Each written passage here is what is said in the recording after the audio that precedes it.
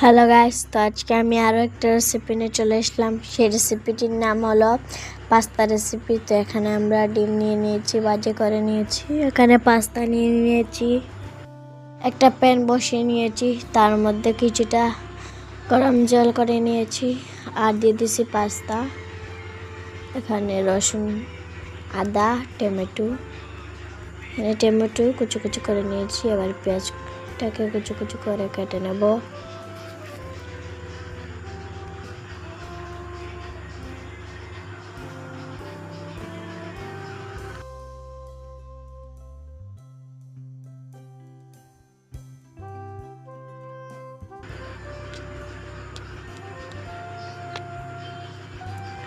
এবার বাঁধাকপিটাকে ছোট ছোট করে কেটে নেব।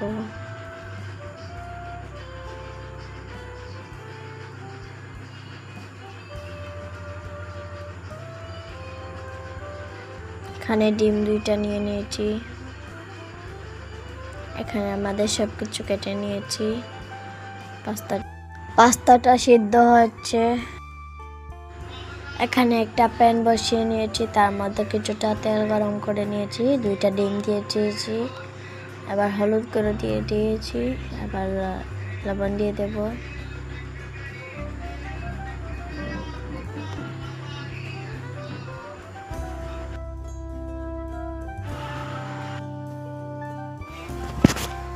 এখন এখানে হলুদ গুঁড়ো, জিরে গুঁড়ো আর লঙ্কা গুঁড়ো দিয়ে দিয়েছি। পাস্তাটা সেদ্ধ হয়ে গেছে। পাস্তাটাকে মশলাগুলোর মধ্যে দিয়ে দিয়েছি।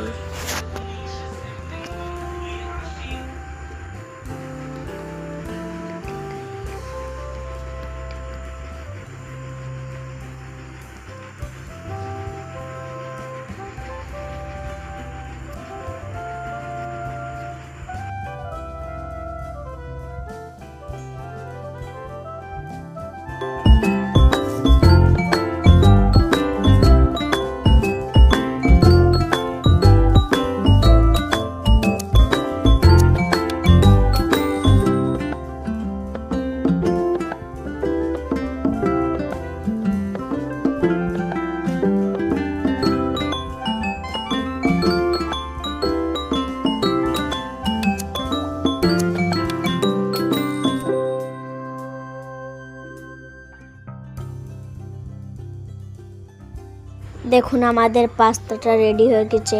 আপনারা বাড়িতে চাইলে এরকম বানিয়ে খেতে পারেন, অনেক মজা হয়েছে খেতে।